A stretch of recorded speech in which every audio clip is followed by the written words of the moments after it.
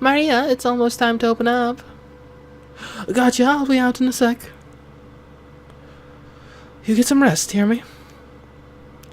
I've got to run for a bit, but you shouldn't have to worry about anyone coming back here. There's an urn filled with water in the mess hall if you get thirsty. You can't hear a word I'm saying, can you? Well, night.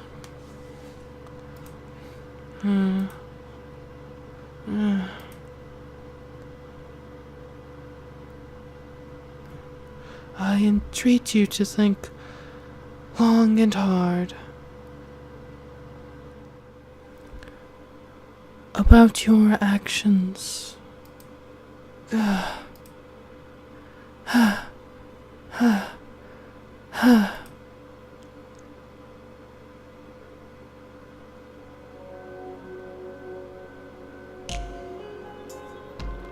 Welcome, daughter of God.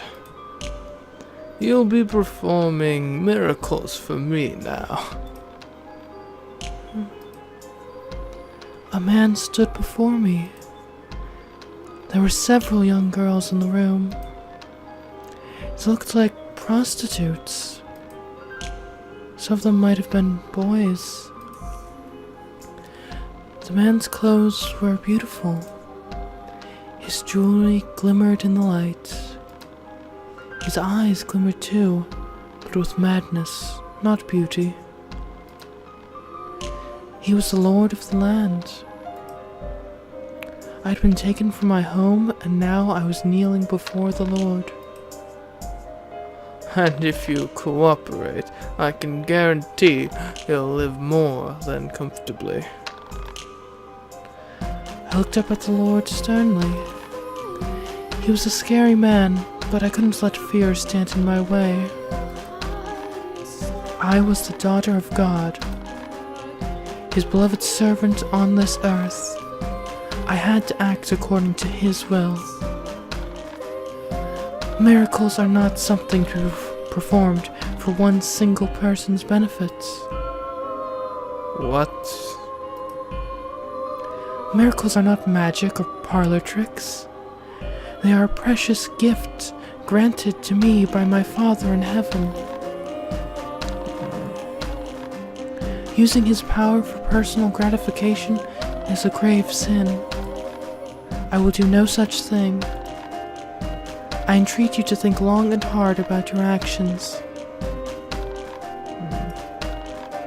Do away with such selfish desires and dedicate yourself to helping the people. The power you have been given was bestowed upon you by the hand of God. It is not your power. He is merely allowing you to make use of it for a short time.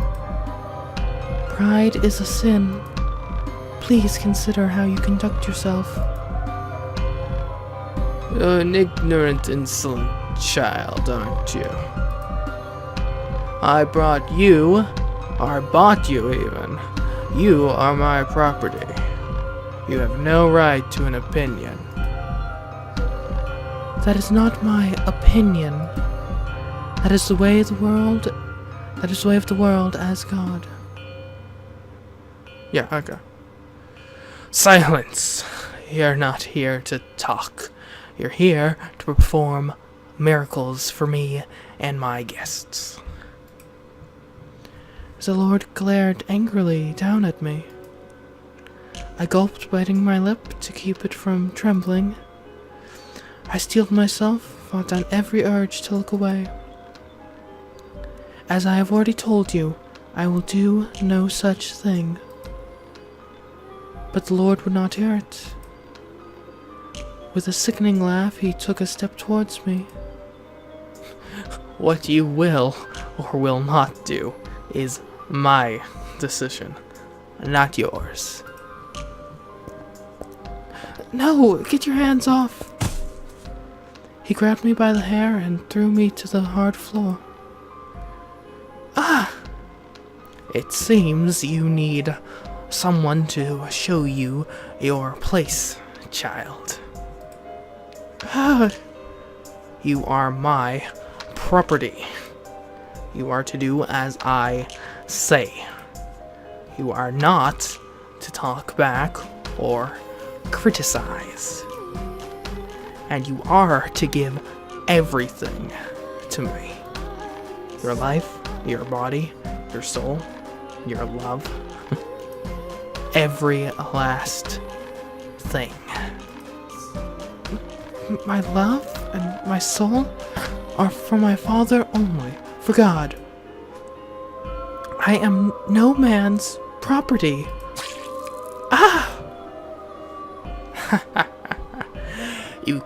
You can call yourself whatever you want. You still feel pain like everyone else. You still scream. What's a little scratch on the arm anyway? How many times have you cut yourself performing miracles, saint? Surely you're accustomed to the pain by now.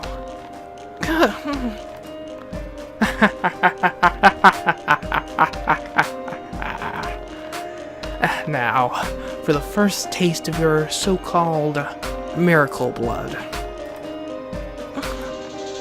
I imagine it must be truly exquisite, if what they say about you is to be believed. That your birth brought an end to a terrible drought? No! Yes. Given to me your blessing, saint. Please, I beg of you, don't do this. I'm begging you, please.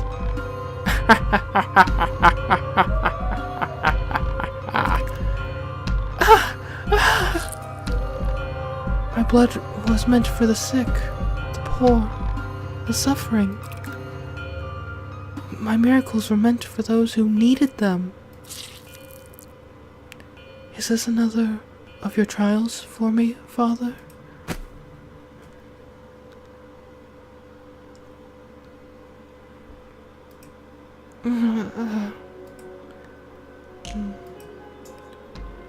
People. There are so many people. They're looking at me and laughing. Well, good morning, daughter of God. I hope you slept well. What's going on? What are all these people doing here? As I told you, you're here to perform miracles for me and my guests. No! Ha! I tried to twist away, but a jolt of pain ran up my arms. Looking down, I saw heavy shackles around my wrists. I was sitting atop a white sheet on what looked like an altar. And I was naked. No! Why am I... Now. Surely you, the daughter of God herself, are not ashamed of the body your father gave you, now are you? You're not some lowly peasant girl. You're above shame, aren't you?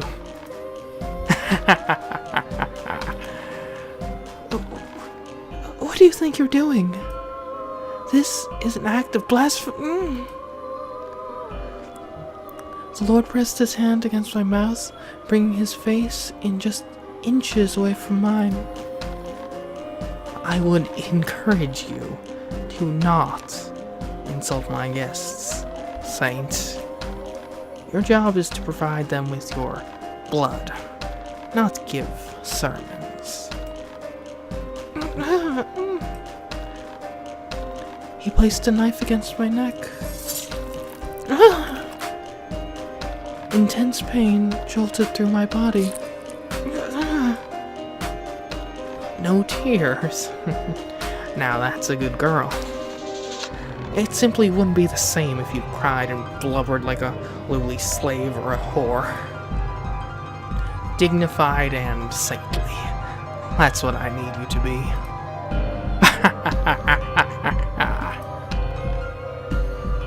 The Lord brought a goblet up to my neck, filling it with the blood flowing from the gash.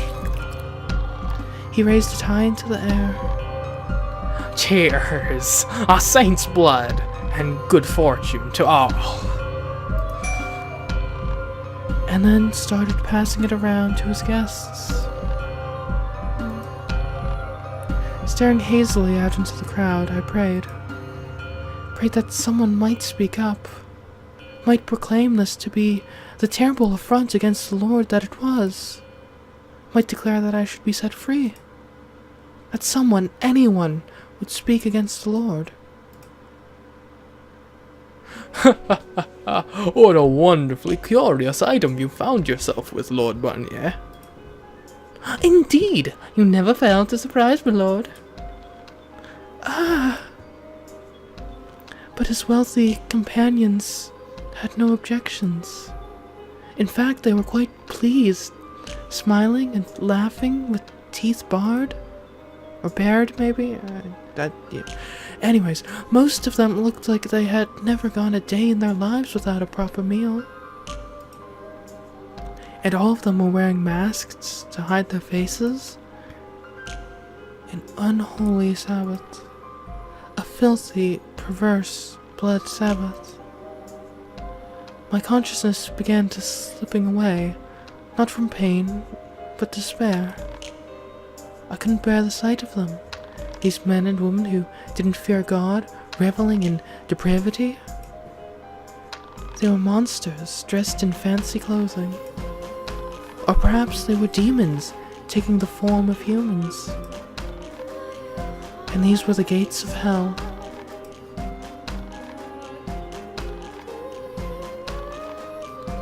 The Lord held such banquets on a regular basis, and every time he did, he drained me of my blood. Before long, my body was covered in scars and gashes. I could hardly even bear to look at my own arms and legs.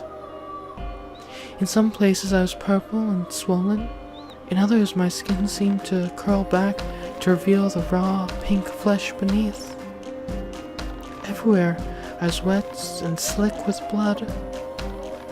The wounds were far worse, far more hideous than any I had given myself to help the people of my village. It was gut-wrenching, repulsive. The Lord sometimes had trouble deciding where to cut, but not out of any sense of sympathy for me. He simply thought that drawing blood from an untouched area of my body would make it more effective. Perhaps I'll use your stomach today, Saints. I should be able to get some nice, pure blood from there. At that point in time, I hadn't been completely stripped of my willpower quite yet. Because my physical restraints prevented me from fighting back, I put all my energy into ensuring my spirit did not yield to him. Stop this! Can you not comprehend that what you're doing is an affront to the Lord? I'm free to do what I wish with my property. Saint or not, you are no different than any of my slaves. The Lord is greatly displeased with your actions. Then use your miracle powers to deliver divine punishment on me. Go on. You can do that, can't you? Your soul will be punished. You may not see the effects now, but you will pay for your sins one day. Ha! You're not as threatening as you think you are, buck-naked girl. Don't give me that look, girl. I have no interest in taking that from you. You'd be lucky to find anyone willing to lay with a girl covered in disgusting scars. Oh, I almost forgot. You need to eat too, don't you, daughter of God? I'm told consuming meat increases the amount of blood your body produces. So I've acquired some special exotic meat just for you. I don't want your meat. Now, don't be difficult. I can't have you running out of blood on me, so you will eat this meat, even if I have to force it down that tiny throat of yours. Slave boy, get in here. Bring the saint her supper. Hurry up, you worthless worm. My apologies for keeping you waiting, my lord. You dare drop food before your lord, cur? You've ruined my robes. Are you incapable of even carrying a damn plate across the room? I'm sorry. Stop it, please. Does he really deserve to be hit for that? A slave's sole purpose in life is to serve their master. A slave who cannot follow simple orders deserves whatever punishment I decide they deserve, saint. Please have mercy. Don't kill me too. I beg of you. Alright. Then this is how we'll handle it. If you eat the meat, saint, I'll turn a blind eye to the boy's mistake. Okay, I'll do it. I'll eat the meat. However much you want, I'll eat it. So please, do not raise your hand against the boy any further. Very well. With a satisfied smirk, the lord returned the fallen meat to the plate and set it before me. I almost gagged at the stench. It didn't appear to be spoiled, but nonetheless it was indescribably unpleasant. In no small part, I imagined, because it was raw. What's the matter? You said you would eat. Or is that simply a lie to stay my hand, daughter of God? I'll eat it. My hands were still shackled, so I had no choice but to bend forward and take a piece into my mouth like a wild animal. I tried to clear my mind, to not think about what I was doing. How I must have looked. A holy saint of the Lord, unclothed and in chains, gnawing at meat like a stray dog. Miserable. Disgraceful. It smells so bad. And I've never tasted anything like this before. Why? What? What did he do?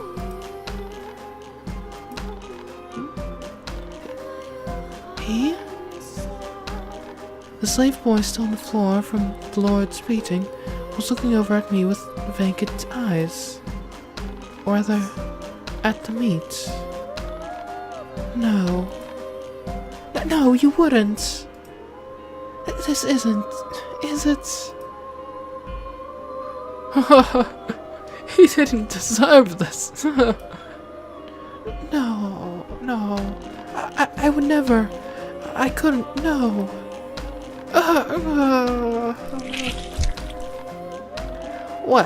Well, is the meat not to your liking then, saints? Hear that, slave?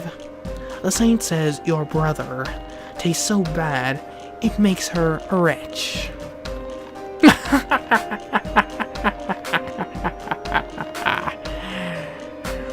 No, I didn't know. Ah, but you didn't keep your word, now did you? Listen up, boy. It's the dungeon for you. No, please, no, please, no, please, no. Guards, someone shut this worm up and toss him in the dungeon. Please, no. mad. Everyone's completely mad. How can a man like him, a man so twisted and cruel, exist on God's earth?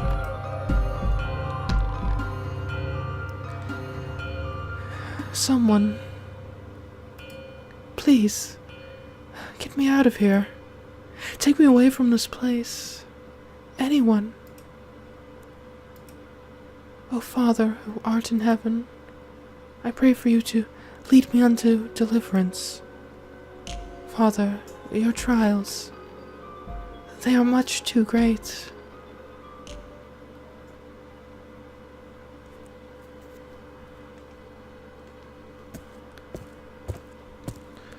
Ugh. I feel like my brain's been pickled in booze. My head's pounding. Throwing it all back up helped a bit, but tomorrow's going to be absolute hell. You good as always, darling. So what do you say we continue this somewhere a little more private? It's so sweet of you to offer, but like I told you last time, and the time before, I can't. It's against the rules. Hey now, we both know the other girls are already having some extra fun on the side. If you ask me, I think we'd make good lovers. 'Cause we sure make good love.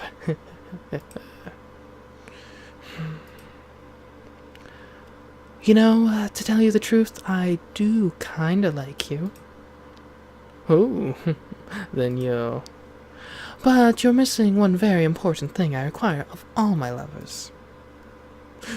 What is it? What am I missing? Money.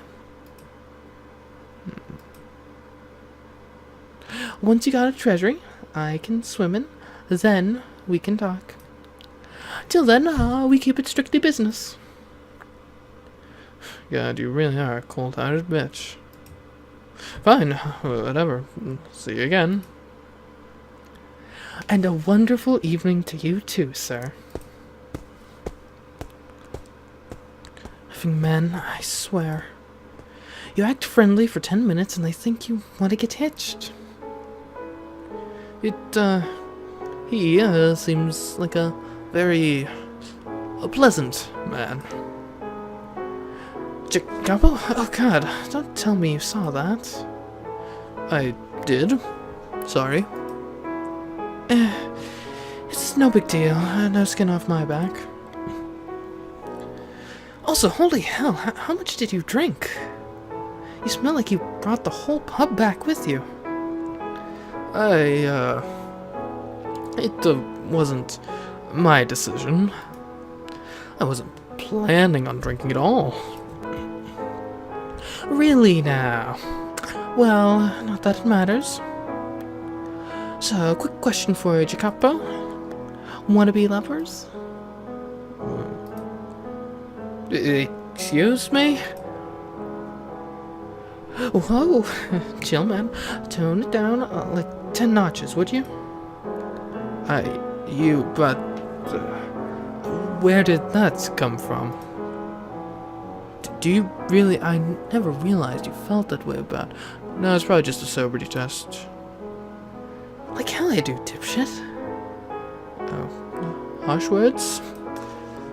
It's just, I'm tired of going through the same routine over and over and over again. It never stops, no matter how many I turn down. So I figure if people think I've already got someone, it may lose me a few clients. But it also means spending less time dealing with guys like him. You're more than welcome to use my name if you think it'll help. Are you sure that's what you want, though? What do you mean, am I sure? I just mean it could come back to bite you when you find someone you actually love. Someone I actually love, huh? Yeah, I can't see that happening. Ever. You're still young. Who knows what the future may hold? I've just got a gut feeling. Oh. Yeah, something deep down tells me love just ain't for me. I can't imagine myself ever feeling that way about anyone. And it's not something I want, either. It doesn't interest me at all. I never really wanted kids or a family. Hell, even the idea kind of grosses me out, honestly. I'm not sure why or if there even is a reason. It's not like something happened to make me this way, or one day I decided, nope, ain't happening. Well, that shit just ain't for me, plain and simple. You know, sometimes a couple of the girls will come up to me and say, "You should find yourself a nice man, Maria." I know they mean well, but it's frustrating. I don't want to deal with it. I mean, I'm mostly tune that kind of talk out automatically now, but still.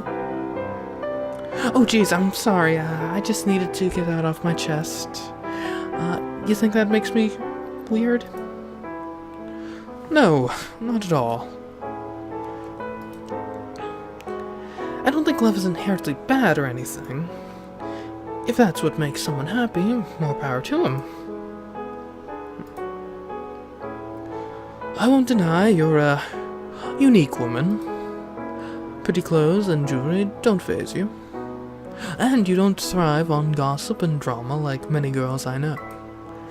But you've always been this way for as long as I've known you. You are who you are, and that's perfectly fine. It doesn't bother me in the slightest, and how interested you are in finding love isn't going to change how I treat you. Thanks, Jacopo. You're a good guy, and a good friend. No problem. I'm glad you feel that way. I like what we have. I like it a lot. You, me, friends, whatever's between our legs be damned. And I hope it can stay that way, even if everyone else wants to give us shit for it. Of course it will. I have total confidence in our friendship, and that it can continue to grow over the years. Me being a man and you being a woman has no bearing on any of that. Man, I've gotta say, you actually speak in your mind instead of putting on airs. Kinda gives me the creeps. Well, if that's how you're going to be, see if I ever do it again. Anyway, I suppose your uniqueness is what allows you to believe so strongly in friendship. Your, how should I put it? Complete and utter inability to comprehend love? To put it bluntly, yes. Guess that's one benefit to me being a weirdo then. I get to have you as a friend. So it is. Although in that sense, I'm not much different than her. Never had romantic feelings for anyone either. So, hey. I know I said this like a couple hours ago or whatever, but seriously. Please try not to get in over your head, okay?